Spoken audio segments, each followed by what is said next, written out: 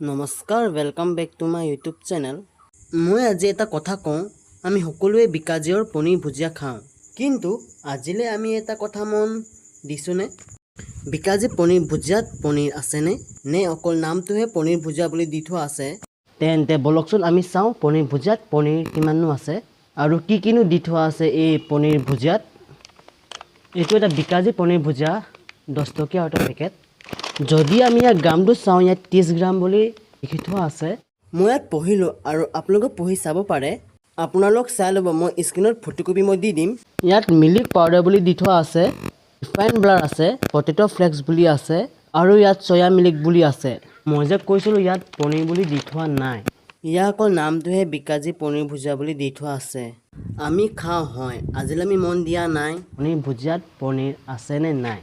যি ক'লো ইয়াত কিছুমান খোৱা ভাল ভাল বস্তু কিছুমান ওলায়। আমি এয়াও চাওঁচোন 5 টকীয়া পনীৰ ভুজিয়া কিনি খালে আমাৰ লাভ হয়নে নে 10 টকীয়া পনীৰ ভুজিয়া কিনি খালে আমাৰ লাভ হয়নে।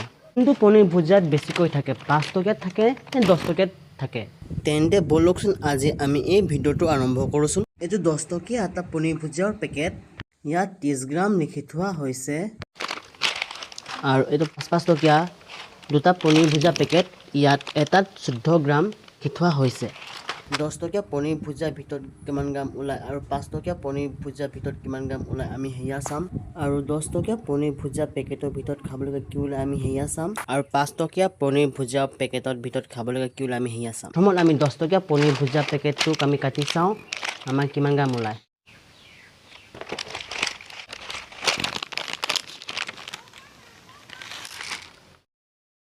ইয়াত লিখি থোৱা আছে 30 গ্ৰাম আৰু আমাৰ ওলাই আছে 30 গ্ৰামেই।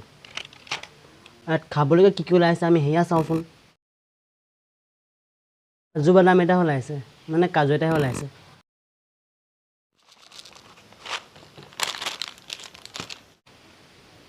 তেন্তে আমি চাওঁচোন 5 টকীয়ানো কি ওলায় আৰু কিমান গ্ৰাম ওলায়।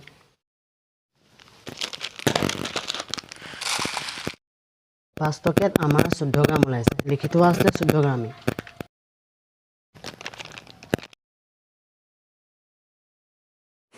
আমাৰ 5 টকীয়াও দুপেকেটত ওলাইছে আমাৰ 28 গ্ৰাম। মানে আমি এয়া জানিলোঁ 5 টকীয়া দুপেকেটত পালোঁ আমি 28 গ্ৰাম আৰু 10 টকীয়া আমি এক পেকেটত পালোঁ আমি 30 গ্ৰাম।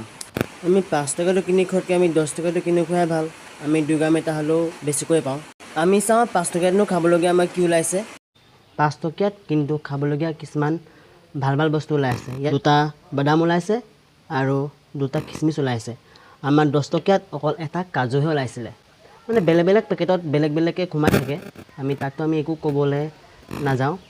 তেন্তে আজিলৈ আমি এই ভিডিঅ'টো ইয়াতে সমাপ্ত কৰোঁ। তেন্তে নমস্কাৰ। যদি ভিডিঅ'টো ভাল লাগিলে লাইক কৰিব, চেনেলটো ছাবস্ক্ৰাইব কৰিব আৰু ধুনীয়াকৈ কমেণ্ট কৰি জনাব নাপাহৰিব ভিডিঅ'টো কেনেকুৱা হৈছে। আকৌ আমি এটা নেক্সট এক্সপেৰিমেণ্ট ভিডিঅ'ৰ সৈতে লগ পাম। তেন্তে আজিলৈ দিছোঁ বাই বাই।